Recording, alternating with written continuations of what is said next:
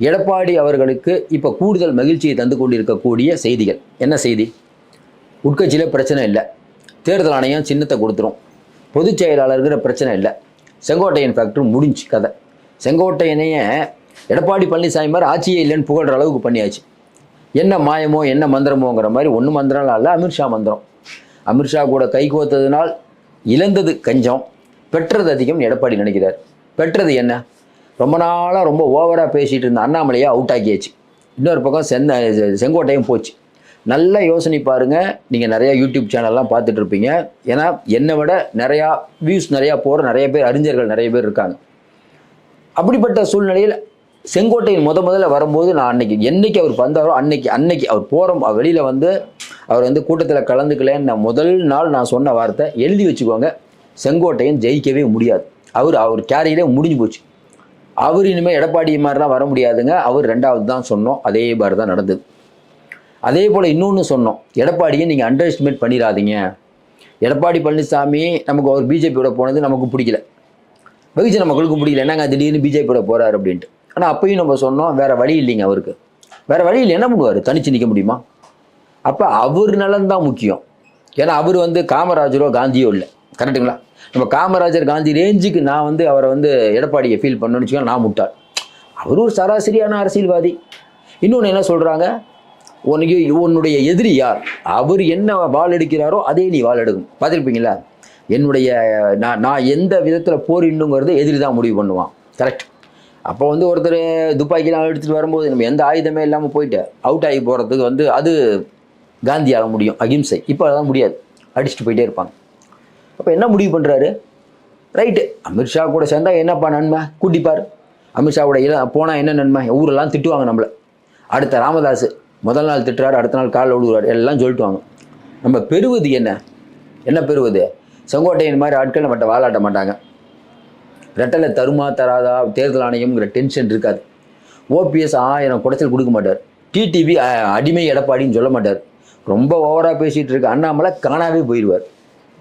இவ்வளோ பிரச்சனை, ஃபண்டு கிடச்சிரும். அப்புறம் இடி நம்ம பக்கமே வராது, நம்மளே ஃபோன் போட்டு இடி எப்படி இருக்கீங்கன்னு கேட்கலாம். சிபிஐயா டைரக்டரா எப்படிப்பா இருக்கீங்க, நல்லா இருக்கியாப்பா அப்படின்னு கேட்கலாம். திமுக ஏதாவது சவுண்ட் விட்டுச்சுன்னா உங்கள் வீட்டுக்கு ரெய்டு அனுப்பவும் மிரட்டலாம். இவ்வளோ கிடைக்குது.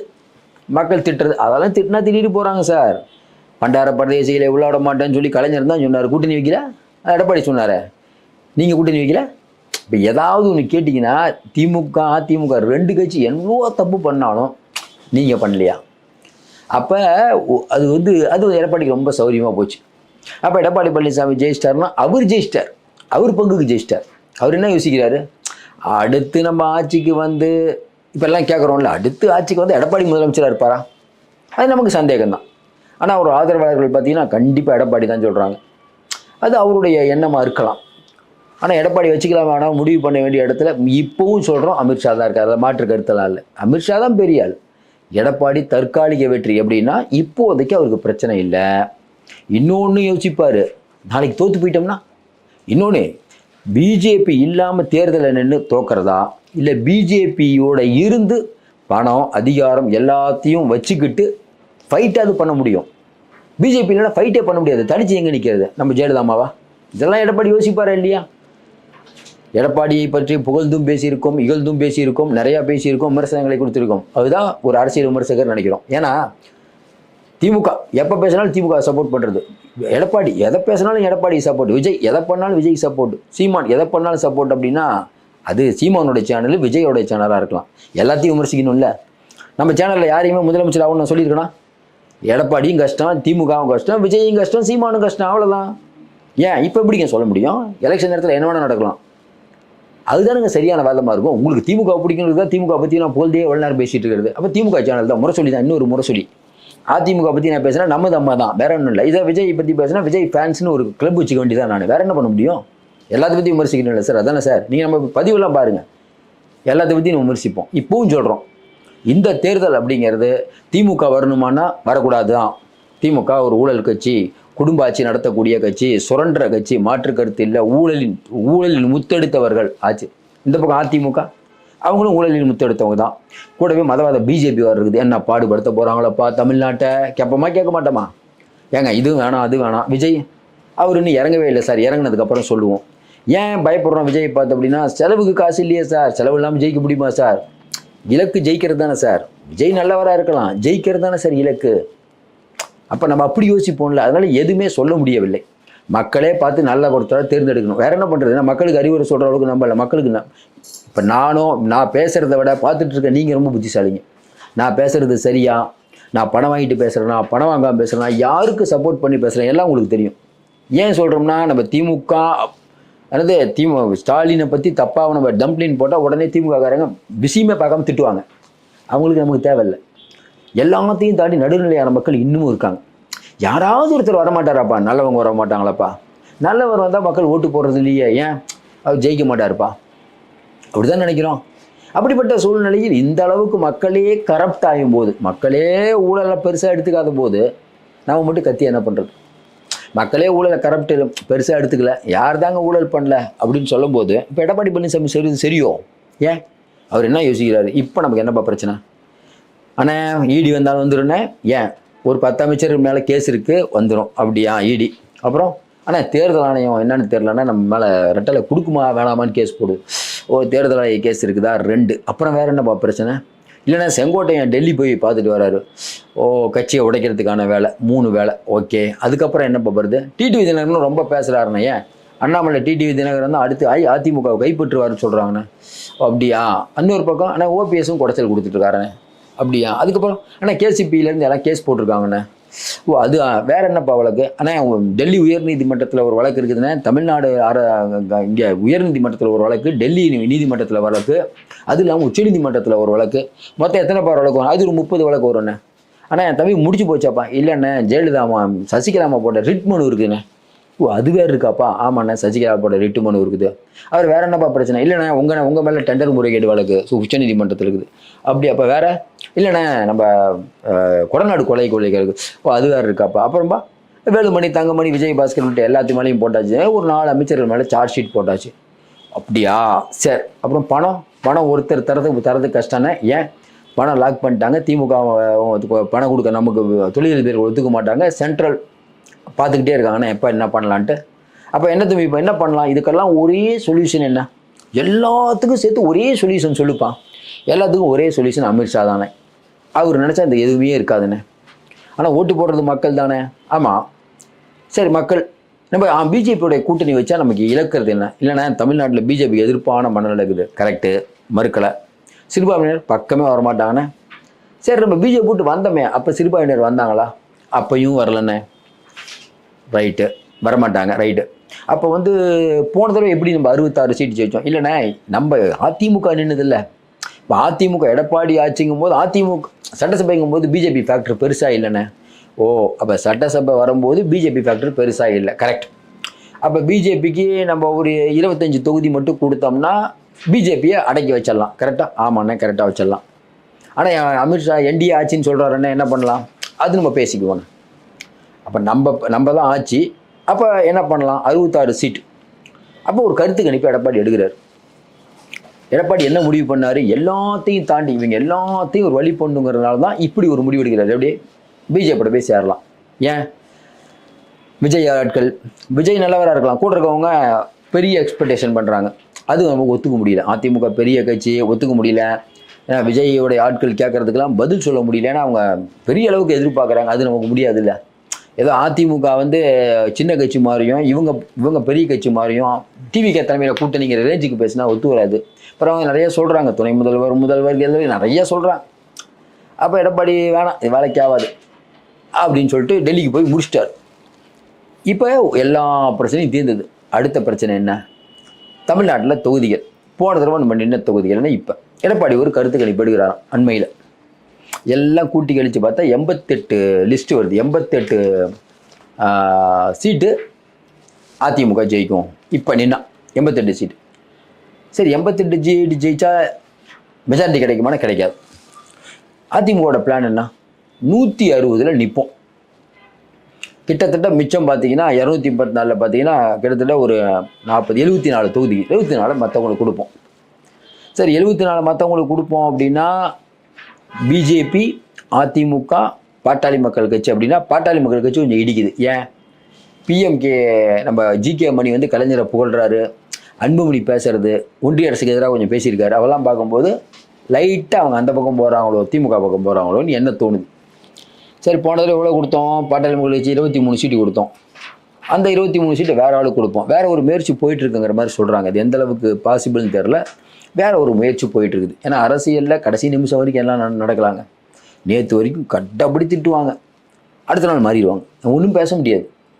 ஐயா வேணாம், அம்மா வேணாம், 2 பேரும் மோசம், நான் தான் சொல்லிட்டு வந்த விஜயகாந்த் கடைசியாக அதே அம்மாட்ட கூட்டணிக்கு போனாரா இல்லையா? மக்கள் ஓட்டு போட்டாங்களா இல்லையா? போடாமையே விட்டாங்க. அதெல்லாம் எப்படி ஓட்டு போடுறது? மிசா காலத்தில் கலைஞருக்கும் இந்திரா காந்தியும் அவ்வளோ சண்டை. அதுக்கப்புறம் இது வரைக்கும் நம்ம அதுக்கப்புறம் கலைஞர் இருக்கும்போதே கூட்டணி நடந்துச்சா இல்லையா? காங்கிரஸ் வந்து கூடா நட்பு கேடாகி முடியும்னு ஸ்டாலின் சொன்னார். இவர் நம்ம கலைஞர் சொன்னார். அதுக்கப்புறம் கூட்டணிக்கு போனாங்களா இல்லையா? நம்ம ராஜா அவர்களையும் கனிமொழி அவர்களையும் சிறையில் வச்சாங்க. அப்பயும் கூட்டணியில் இருந்தார் கலைஞர். அதனால் இது கடைசி நேரத்தில் என்ன வேணால் நடக்கும். அப்போ எடப்பாடி ஒன்று முடிவு பண்ணிட்டார், வரக்கூடிய தேர்தலில் திமுக அப்படிங்கிற ஒரு கட்சி ஆட்சிக்கு வந்தால் நம்ம கட்சி இருக்காது. இன்னொன்று, நம்ம கட்சி தோற்றதுன்னா நம்ம கட்சி இருக்காது. ஏன் தோற்றா பிஜேபியும் முடிச்சு விட்ரும், திமுகவும் முடிச்சு விட்ரும் நம்மளை. அப்புறம் ஊருக்கு போக வேண்டியதான், எடப்பாடிக்கு போய் அங்கேயே செட்டில் ஆகிட வேண்டியதான். அப்போ என்ன பண்ணலாம்? வரக்கூடிய தேர்தல் எந்த எல்லைக்கே போய் ஜெயிச்சாகும். அவருக்கும் தெரியும், பிஜேபியோட சேர்ந்தா பாசிசா பாஜக நம்மளை ஒரு வழி பண்ணிடும், தமிழ்நாட்டுக்கு நாசம், அதில் மாற்று அவருக்கும் தெரியாமலாம் இல்லை. அவர் தெரிஞ்சுதாங்க ரொம்ப நாளாக அவர் கூட்டணி போகல. வேறு வழி இல்லை. பிசிகா நம்பினார், பிசிகா வரல. கம்யூனிஸ்ட் நம்பினார், கம்யூனிஸ்ட் வரல. யோசனை பாருங்கள். பிசிகாலாம் என்ன அளவுக்கு போயிடுச்சு. அறிவாலயத்தை விட்டு நான் வரவே மாட்டேங்கிறாரு கம்யூனிஸ்ட்டு. ஐயோ, ஸ்டாலின் தாங்க, நாங்களாம் வரவே மாட்டோம். மதிமுக சொல்லவே வேணாம், அது திமுகவுடைய ஒரு திமுகவை தான், வேற என்ன பண்ணுறது. ஜவஹர்லா சிறுபான்மை மக்களின் ஒரே காவலர் ஐயா ஸ்டாலின் தாங்க. ஏங்க, முருகனுக்கு 184 அடிக்கு செலவைக்கிறாரு சேகர் பாபு, உங்களோட உடன்பாடா? அதெல்லாம் முருகன் மாநாடு நடத்துகிறாரு, உடன்பாடா? குறைஞ்சபட்ச வேல்முருகன் அவர்களுக்கு இருக்க உணர்வு கூட மற்ற எந்த கூட்டணி கட்சி தலைவருக்கும் இல்லையா? உண்மையிலேயே வேல்முருகனை பாராட்டலாம். உண்மையிலேயே அந்த கூட்டணியில் ஒரே மானம் உள்ளவர்னு சொல்லுவோம் நம்ம. பரவாயில்லப்பா, ஏங்க இந்த அளவு ஒரு சீட்டு, அதுவும் உதயசூரியன் சீட்டில் நின்று இந்த அளவுக்கு பேசிகிட்டு இருக்காரு. அப்பாவை பேசுகிறதே தப்புன்ட்டார். வெளில வந்து முதலமைச்சருக்கு தவறான தகவல் கொடுக்குறாங்க. இப்படியே போனால் திமுக ஜெயிக்காதுன்ட்டார். முடிஞ்ச கதை. இது சொல்கிறதுக்கு ஒரு தைரியம். ஏன் திருமாவால் சொல்ல முடியல? வேல்முருகன் திருமாவை 2 பேரை வச்சு பார்த்தீங்கன்னா வேல்முருகன் பவர் கம்மி தான். திருமாதான் அவ்வளோ ஆட்கள் இருக்காங்கன்னு இருக்கீங்க உங்கள் பின்னால், ஒடுக்கப்பட்ட மக்கள்.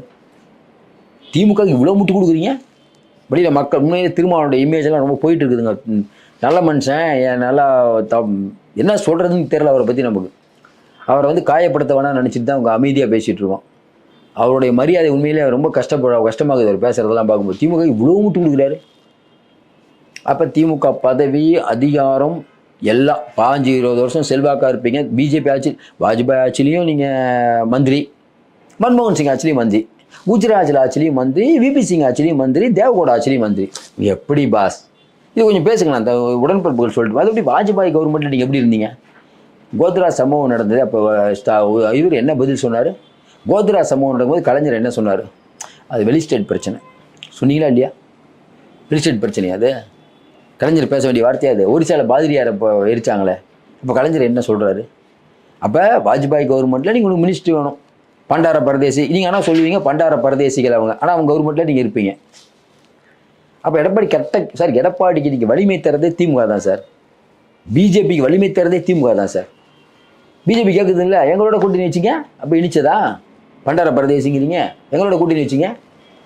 ஹெச்ராஜா கேட்குறதுக்கெல்லாம் பதில் சொல்ல முடியலையே, என்ன பதில் சொல்லுவீங்க? திமுகவை பற்றி உயர்ந்து பேசும்போது இதை பற்றியும் பேசணும்ல. இப்போ எடப்பாடி பாயிண்ட் கரெக்டாக இல்லையா? நீங்கள் மட்டும் கூட்டணி வச்சிங்க, என்ன சொல்கிறீங்க? எல்லாம் ஒன்று தான், உடுபாசுன்ட்டார், முடிஞ்சு போச்சு. அடுத்தடுத்த வேலையை பார்த்துட்டு இருக்காங்க. அப்போ எடப்பாடி பழனிசாமி இப்போ நம்ம தப்பிக்கிறதுக்கு பிஜேபி தான் ஒரே சொல்யூஷன். ஓபிஎஸ்லேருந்து டிடிவியோட டோனே மாறுது பார்த்தீங்களா? டிடிவி முதல்ல எடப்பாடி எப்படி பேசிகிட்டு இருந்தார், இப்போ பேசுகிறத பார்த்தீங்களா? டிடிவியோட கூட்டணி தான். என்னங்க இணைந்த கைகள்? ஆமாம், இணைந்த கைகள் நாங்கள் தான். மறுபடியும் இணைந்த கைகள்ன்றுவாங்க. ஏன்? ஒரே எதிரி திமுக.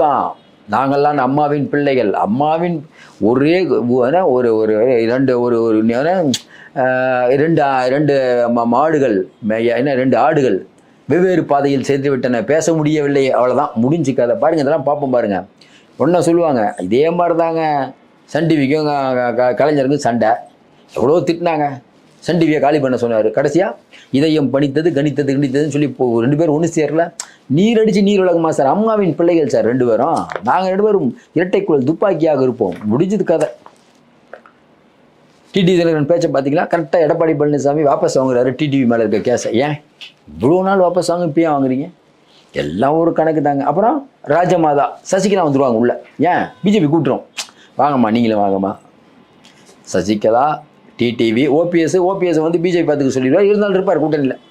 ஓபிஎஸ், டிடிவி எல்லாத்தையும் சேர்த்து ஒரு மெகா கூட்டணி அமைக்கிறது.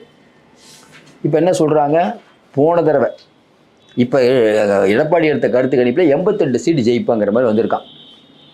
அதுக்கப்புறம் பார்த்தீங்கன்னா 2 தொகுதிகள், அதாவது எப்படின்னா மொத்தம் 88 தொகுதி.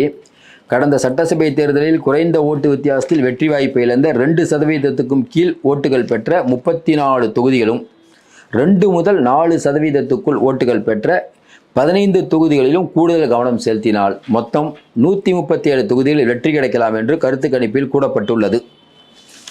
இது ஒரு ஸ்ட்ராட்டஜியாக வச்சுருக்காங்க. ஆனால் நம்ம எல்லாருக்கும் தெரியும், போன தடவை அதிமுக பிஜேபி கூட்டணி மாதிரி இது இல்லை. ஏன்னா போன தடவை திமுக வந்து ஆட்சி இல்லாமல் இருந்தது. இப்போ திமுக ஆட்சி 5 வருஷம், கொடுத்த வாக்குறுதி நிறையா நிறைவேற்றலை, மின் கட்டணம் நிறைய சொல்லிக்கிட்டே போனோம். இந்த ஆட்சி பெண்கள் பாதுகாப்பு, பட்டியலின மக்களின் பாதுகாப்பு நிறைய இருக்குது.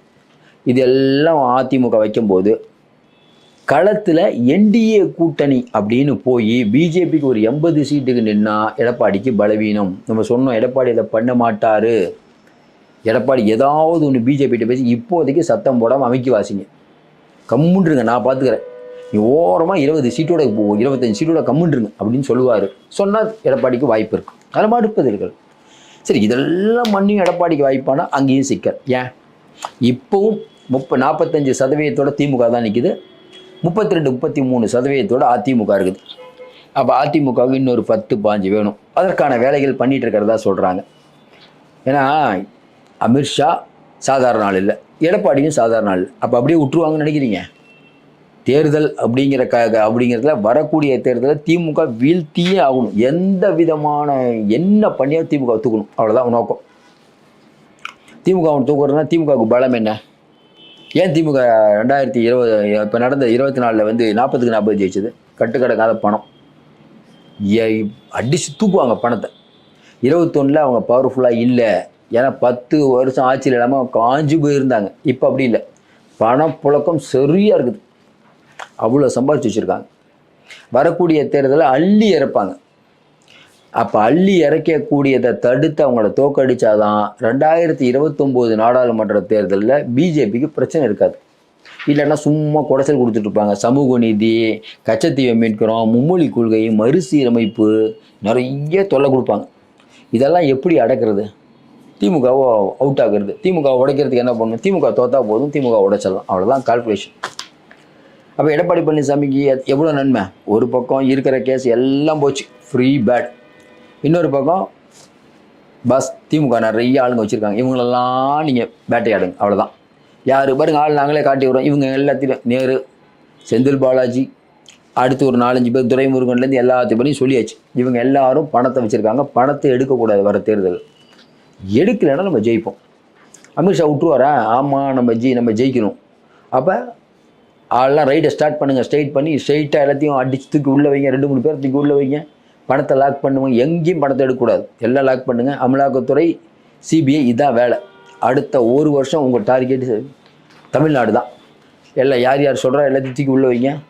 இப்போ எடப்பாடிக்கு ரொம்ப குஷி, நம்ம மேலே வழக்கு வராது, எல்லாம் நமக்கு சாதகம், நிம்மதியாக தூங்கலாம், யாரும் ஒன்றும் பண்ண முடியாது.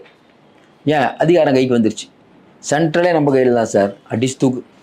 இன்னொரு பக்கம் ரொம்ப ஓவராக பேசிகிட்டு இருந்தார், யார்ப்பா அது? அண்ணாமலை.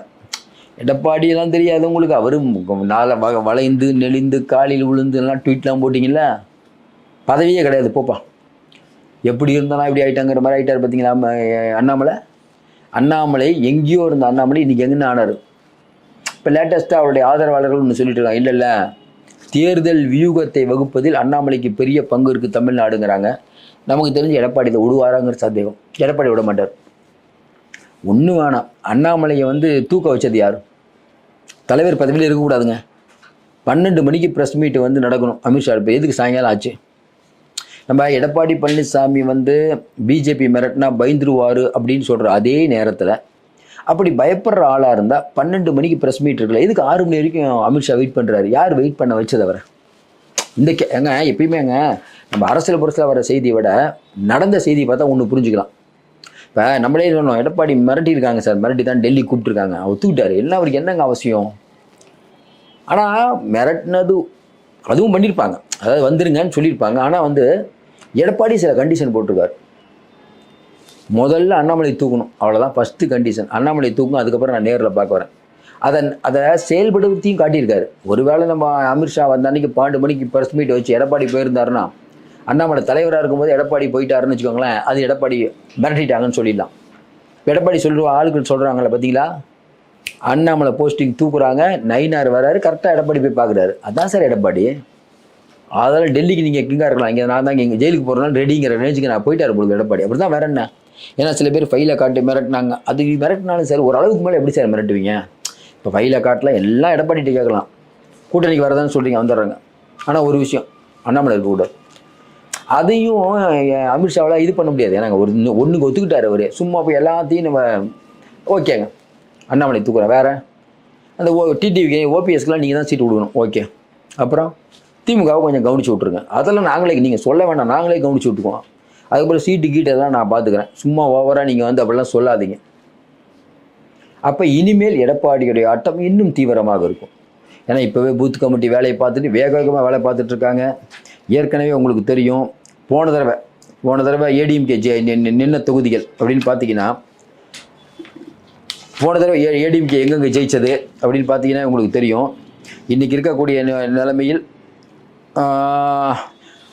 அதிமுக போன தடவை ஜெயிச்ச தொகுதிகள், அரக்கோணத்தில் ரவி ஜெயிக்கிறார் போன தடவை. இப்போ அதெல்லாம் கனெக்ட் பண்ணி இதில் நம்ம கருத்து கணிப்பில் சொல்லியிருக்காங்களாம். போன தடவை ரவி ஜெயிச்சிருக்காரு அதிமுக, விசிகா வெறுத்து ஜெயிச்சிருக்காரு 27,000 ஓட்டில் அரக்கோணம். இப்போ இந்த தடவையும் அரக்கோணத்தில் கண்டிப்பாக ஜெயிப்பாங்க அதிமுக. போன தடவை கூட்டணி பலத்தில் ஜெயிச்சாங்க, இது இன்னும் இந்த தடவையும் கூட்டணி பலம். ரவி அதிமுக, இந்த கௌதம சன்னாங்கிற விசிகா வேட்பாளர் வெறுத்து ஜெயிச்சிருக்காரு. அதே மாதிரி நம்ம நேற்று சொன்ன மாதிரி வாணியம்பாடி செந்தில்குமார் அதிமுக, முகமது நயீம் ஐயுஎம்எல். இப்போ என்ன சிக்கல்னா, ஐயுஎம்எல் வந்து போன தடவை 4,000 ஓட்டில் தான் ஜெயிச்சிருக்காரு. அதனால் இந்த தடவை வாணியம்பாடி அப்படிங்கிறது கூடுதல் கவனம் செலுத்திட்டு இருக்காரு எடப்பாடி. ஏன்னா வெறும் 4,000 ஓட்டில் தான் போன தடவை ஜெயிக்குது.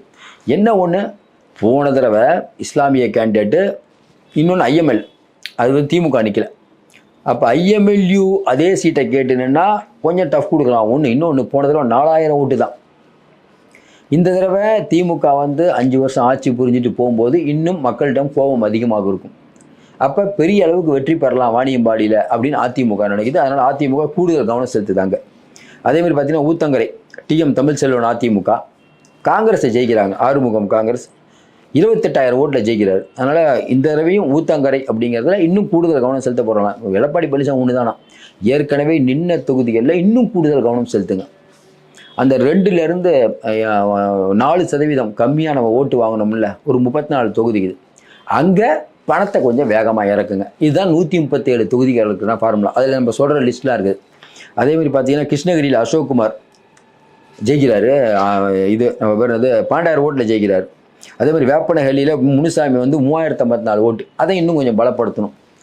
இப்போ அதிமுக அப்படிங்கிற கட்சி ஒரு விஷயம் மட்டும் உறுதியாக இருக்காங்க, இன்றைக்கி நம்மளுடைய வலிமையை பெருக்கிறது ஒன்று, எதிராளியுடைய வலிமையை டவுன் பண்ணுறது.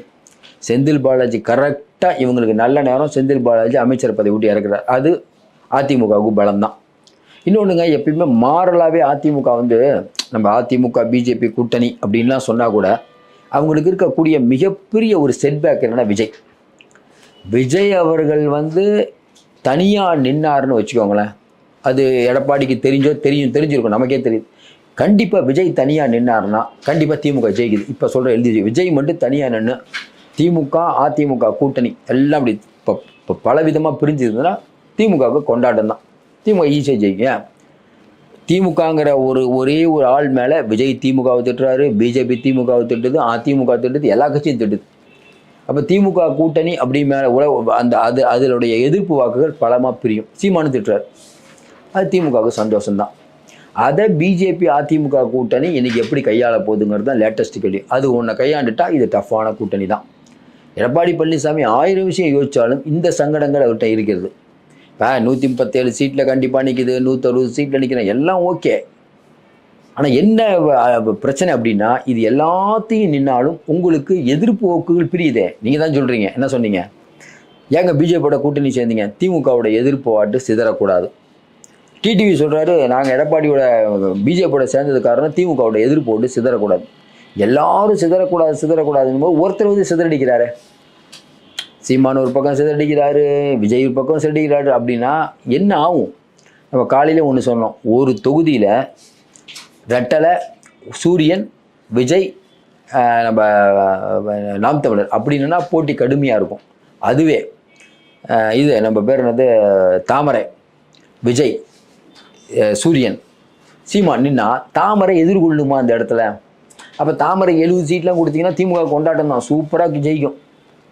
அப்போ தாமரைக்கு எவ்வளோ சீட்டு குறைக்கிறீங்களோ அந்த அளவுக்கு எடப்பாடியின் வெற்றி வாய்ப்பு மீடும். ஆனால் அதை செய்யறதுக்கு இவங்க விடுவாங்களா? யார் விடுவாங்களா? அன்னைக்கு செய்யறதுக்கு பிஜேபி விடுமா? ஏன்னா பிஜேபி 80 சீட் கேட்டுருக்காங்க. நம்ம எடப்பாடியை ரொம்ப நாளாக வாட்ச் பண்ணும்போது ஒன்று தெரியுது. நீங்கள் எம்பி அவர் வந்து முதலமைச்சராக இருக்கும்போது கூட அடிமை எடப்பாடினாங்க. பார்த்தா பிஜேபிக்கு சீட்டே கொடுக்கல, ரொம்ப குறைச்ச சீட்டில் நிறுத்தினார் எம்பி தொகுதியில். ஞாபகம் இருக்குன்னு நினைக்கிறேன். அப்போ அந்த விதமான விஷயங்கள் இன்றைக்கி எடப்பாடி பழனிசாமி அவர்கள் வரக்கூடிய தேர்தலில் அவருக்கு ஒரு பெரிய பரீட்சை. இதில் ஜெயிக்க போகிறது யாருன்னு தெரில. எடப்பாடி பழனிசாமி உண்மையிலேயே விவரமான ஆளாக இருப்பாருன்னு நினைக்கிறோம். அதை அமித்ஷாவை கன்வின்ஸ் பண்ணி அமித்ஷாவை கம்மி சீட்டில் நிற்க வச்சு எடப்பாடி பழனிசாமி இந்த கூட்டணியை வச்சு அதுக்கப்புறம் திமுகவில் இருக்கக்கூடிய மினிஸ்டர்லாம் தூக்கி 2-3 பேரை உள்ளே வச்சு பணத்தை எடுக்காமல் பண்ணால் கண்டிப்பாக ஒரு டஃப். இந்த விஜய் ஃபேக்டரை எப்படி ஒர்க் அவுட் பண்ணுவாங்கன்னு தெரியல. ஏன்னா பிஎம்கே அங்கே போயிட்டுருக்குது, எங்கள் திமுகவோட போயிட்டுருக்குது. அப்போ விஜய் உள்ளே வருவாரா இல்லை வருவாரா அப்படிங்கிறது நமக்கு ஒன்றும் புரியல. ஆனால் விஜய் என்ன பிரச்சனை, இவ்வளோ நாள் பாஜக அதிமுக கூட்டணின்னு சொல்லிட்டு டக்குன்னு விஜய் பிஜேபி கூட்டணிக்கு போவாரா? இன்னொரு பக்கம் அரசியலில் நிரந்தர நண்பனும் இல்லை, நிரந்தர எதிரியும் இல்லைங்கிற வார்த்தை ஓடிக்கிட்டே இருக்குது. விஜயகாந்த் தான் உதாரணம். எவ்வளோ பேர் உதாரணம். முதல் நாள் வரைக்கும் ராமதாஸ் ஐயா வந்து திமுகவை திட்டிகிட்டு இருப்பார், அடுத்த நாள் சேர்றாருல, சொல்லிக்கிட்டே போகலாம் அப்படி உதாரணம். அதனால் எடப்பாடி பழனிசாமிக்கு சிக்கல்கள் ஒன்று இல்லை. ஆனால் என்னென்னா பெரும்பாலான சிக்கலை அவர் முடிச்சிட்டார். இனிமேல் வர்றதுனால தேர்தல் வெற்றி கணக்கு தான். அந்த வெற்றிக்கு தடையாக இருப்பவர் விஜய், அதில் மாற்று கருத்தே இல்லை. மறுபடியும் சொல்கிறோம், விஜய் பார்த்து பல கட்சிகள் பதறதுக்கு காரணம் யார் ஆட்டத்தை கெடுக்க போகிறாருன்னு தெரியல. ஆனால் ரொம்ப ஈஸியாக நம்ம கால்குலேஷன் பண்ணால் விஜய் வந்து தடுக்க போகிறது பார்த்து அதிமுக தான் தடுப்பார் பொழுது. ஏன்னா அதிமுகவுடைய ஏன்னா எதிர்ப்பு ஓட்டுகள்லாம் புரியுதில்லை, அது திமுகவுக்கு தான் லாபம். அது எப்படி எடப்பாடி பழனிசாமி இதை எதிர்கொள்ள போகிறாருன்னு தெரியல. விஜய் அவர்கள் ஓட்டு கூட அதுக்கு யார் பிஜேபியும் பார்க்கணும்ல, யாருக்கு லாஸ்ன்னு பார்க்கணும்ல. ஆனால் இந்த விஷயத்தை பொறுத்த வரைக்கும் விஜய் என்ன பண்ண போகிறாருங்கிறது தெரியல. ஆனால் அவர் வந்து ஒரு கிங் மேக்கராக இருப்பாருங்கன்னு மட்டும், அவர் ஜெயிப்பாரா தோப்பாராங்கிறத விட ஆட்டத்தை வெகு விரைவில் கலைத்து போட அளவுக்கு வல்லமை அவர்கிட்ட இருக்குது. ஏன்னா சொல்ல முடியல, இன்றைக்கி தமிழ்நாட்டில் நிலவரத்தை சொல்ல முடியல. ஏற்கனவே சொன்ன மாதிரி திமுக கூட்டணிக்கு 45% இருக்குது. இப்போதைக்கு அதிமுக கூட்டணி 32 தான். தேர்தல் வல்லுநரான அமித்ஷாக்கு இது தெரியாதா? எடப்பாடிக்கும் தெரியும். பாருங்க, இப்போ இவ்வளோ சர்வே எடப்பாடி எடுத்திருக்காருன்னா சர்வே சொல்கிற ரிசல்ட்டை பார்ப்பார்ல. நம்ம ஏற்கனவே சொன்ன மாதிரி பாப்பிரெட்டிப்பட்டியில் கோவிந்தசாமி 36,000 ஓட்டில் ஜெயிக்கிறாரு. இவ்வளவு பிரச்சனை, அதாவது பிஜேபியெல்லாம் இருந்தும் பார்த்தீங்கன்னா பாலக்கோட்டில் 28,000 ஓட்டில் ஜெயிக்கிறார். இவ்வளோ பிரச்சனை இருக்கும் போதும் பல இடத்துல போன தடவை நல்ல மார்ஜினில் அதிமுக ஜெயிக்குது. அதே மாதிரி பார்த்தீங்கன்னா அரூரில் சம்பத்குமார் அதிமுக 30,000 ஓட்டில் ஜெயிக்கிறாரு. போலூரில் வந்து 9,000 ஓட்டில் ஜெயிக்கிறாரு. ஆரணியில் தான் கம்மி, 3,000 ஓட்டு. பானூரில் 21,000 ஓட்டு. இப்படி பார்க்கும்போது என்னென்னா எடப்பாடி பழனிசாமி அந்த கூட்டணி அப்படிங்கிறது போன தேர்தலை காட்டிலும் இந்த தேர்தலை பர்ஃபார்மன்ஸ் பண்ணும், நல்லா பண்ண போகுது. ஆனால் பர்ஃபார்மன்ஸ் பண்ணுறதுக்கு இடைஞ்சலாக இருக்கிறது விஜய். அதை எப்படி அந்த ஃபேக்டரை மட்டும் இவங்க எப்படி தவிர்க்க போகிறாங்கன்னு தெரியல. திமுக கூட்டணி ஒரு முடிவு விலகுது. அதிமுக பிஜேபி கூட்டணிக்கு வந்த உடனே திமுக பதறது நல்லா தெரியுது பாருங்க பதற்றம். முதலமைச்சர் வந்து ஏங்க யார் கூட கூட்டணி வச்சா எங்களுக்கு என்னங்க, நாங்கள் ஜெயிப்போங்க 234 அவ்வளோதானங்க, அப்படி தானங்க சொல்லணும். ஒன்று வேணால் நம்ம இவர் ஆதவர்ஜினா வந்து முதல்ல வந்து விஜய் அவர்கள் மீட்டிங்கில் பேசுகிறாரு, பண்ணையாருன்னு சொல்கிறாரு, அது இது மன்னராட்சின்னு சொல்கிறாரு. உதயநிதிட்ட கருத்து கேட்டால் என்னங்க சொல்லணும்? ஏங்க எங்களோட தாங்க இருந்தார் அவர், ஆதவ் தானே, நமக்கு தெரிஞ்சவர் தாங்க, நம்மளோட தான் இருந்தார். அவர் ஏதோ சொல்லிட்டு போகிறாருங்க, விடுங்க. ஜனநாயகத்தில் மக்கள் தாங்க, நாங்கள் மக்களுக்கு சேவையாட்டிகிட்டு இருக்கோங்க, மக்கள் எங்களை சூப்பராக 234 தொகுதி நாங்கள் தாங்க ஜெயிப்போம், அப்படி தானங்க சொல்லணும். உதயநிதி என்ன சொன்னார்? அந்த ஆளுன்னாரு. கோவப்பட்டாரா இல்லையா? ஏன் கோவப்படுறீங்க? இப்போ கூட அதிமுக பிஜேபி கூட இருந்து ஏன் ஸ்டாலின் பேசுகிறாரு, இவர் நம்ம திருமா இப்படி பண்ணலாமா? அதிமுக போய் பிஜேபியில் சேரலாமா? ஆமாம், அதிமுக தனியாக இருக்கும்போது உங்களை கூப்பிட்டாங்க, நீங்கள் வரல, கம்யூனிஸ்ட் வரல, அப்படி வேறு என்ன பண்ணுவார்? தனிச்சு நின்று வீணாக போகணுங்கிறீங்களா? கேட்குறாரா இல்லையா அவர் எடப்பாடி? இப்போ நம்ம எடப்பாடி பற்றி கேட்குறோம், ஏங்க ரைட்டுங்க, நீங்கள் வீணாக போகிறீங்க, தமிழ்நாடு வீணாக போயிருமே, அதெல்லாம் வீணாக போக விட மாட்டேன், நான் தான் முதலமைச்சராக இருந்து நான் பண்ணுவீங்க. இப்போ அமித்ஷா மேலே எங்களுக்கு நம்பிக்கை இல்லை. அதனால் இன்றைக்கி இவ்வளோ விஷயங்கள் இருக்கிறது. அதை தொடர்ந்து நம்ம நிறைய விஷயங்களை பேச போகிறோம். மற்றபடி எடப்பாடிக்கு நிறைய உத்வேகம் குடிக்கக்கூடிய விஷயங்கள் தான் வந்துட்டு இருக்குது. எடப்பாடி ஒரு விஷயம் முடிவு பண்ணிட்டார், தனக்கு இன்றைக்கி கட்சியிலையும் பிரச்சனை, பல இடத்துலையும் இருந்து பிரச்சனை, ரெய்டு வரக்கூடாது அப்படின்னா பிஜேபியோட சேரணும், வரக்கூடிய தேர்தலில் ஃபண்ட் எடுக்கணும்னா பிஜேபியோட சேரணும், தேர்தல் ஆணையத்தின் உதவி வேணும்னா பிஜேபியோட சேரணும். விஜய் வந்து நிறையா நமக்கு டிமாண்ட் வைக்கிறாரு. அப்படிங்கிற பட்சத்தில் வேறு வழி இல்லை. விசிகா வரல, கம்யூனிஸ்ட் வரல, யாருமே வரலங்கும் போது தனிச்சு நின்று வீணாக போகிறத தாண்டி எல்லா கட்சிக்காரங்க நிறைய பேர் சொல்கிறது வச்சு ஆனால் அவங்ககிட்டே போயிடுவானே அப்படிங்கிறதுனால கடைசி நேரத்தில் வேறு வழி இல்லாமல் பிஜேபியுடன் சென்றிருக்கிறார். அவர் மண்டியிடுவாரா இல்லையா என்று காலம்தான் படி சொல்லும். மறுபடியும் சொல்கிறோம், எடப்பாடி பழனிசாமியை நம்ம அண்டர் எஸ்டிமேட் மட்டும் பண்ணிடக்கூடாது. ஏன்னா அவர் கழுவுற மீனில் நழுவுற மீன். என்னைக்கு வந்து அமித்ஷா 12 மணிக்கு ப்ரெஸ் மீட்டை வைக்கிறது 6 மணிக்கு வச்சாரோ அப்போவே எடப்பாடி நம்ம புரிஞ்சுக்கலாம். இவர் டெல்லிக்கு போகிறதே மிரட்டி கூப்பிட்டாங்க, என்ன வேணால் சொல்லிக்கிட்டுங்க. சரி, அப்படியே மிரட்டி கூப்பிட்டுருந்து எடப்பாடி கூட்டணி வைங்க, நம்மளோட தான் கூட்டணி, ஓபிஎஸ்டிலாம் சேர்க்குறீங்க, கரெக்டுங்களா? அண்ணாமலையெல்லாம் நாங்கள் மாற்ற மாட்டோம், பிஜேபி மிரட்டுனா சொல்ல முடியாது, ஒதுக்கிட்டார் எடப்பாடி. ஒன்று வேணாங்க, 12 மணிக்கு ப்ரெஸ் மீட்னாங்கல்ல, எத்தனை தடவை அந்த அட்டையை மாற்றுறாங்க? தேசிய ஜனநாயக கூட்டணி பிஜேபி ஏன் மாற்றுறாங்க? எடப்பாடியிலேருந்து சிக்னல் வரல, முதல்ல அண்ணாமலையை மாற்றுங்க, அதுக்கப்புறம் வரேன் அப்படி தானே சொல்லியிருப்பார். அதனால தாங்க லேட்டு. அப்போ எடப்பாடி பழனிசாமி ஹோல்டு இன்னும் விட்டு கொடுக்கலன்னு நினைக்கிறேன். தனிப்பட்ட முறையில் எடப்பாடி பழனிசாமி பிஜேபிக்கு பல அல்வாக்களை தந்திருக்கிறார். வரக்கூடிய காலங்களில் அமித்ஷா அவருக்கு அல்வா தரப்போறாரா, இவர் அமித்ஷாக்கு அல்வா தரப்போறாருன்னு காலம்தான் முடிவு செய்ய வேண்டும். தொடர்ந்து நம்ம நிகழ்ச்சியை நிறையா பாருங்கள். நாம் நடுநிலையாக பல கருத்துக்களை சொல்லிகிட்டு இருக்கோம். தொடர்ந்து ஆதரவு கொடுங்கள். மீண்டும் சந்திப்போம். நன்றி.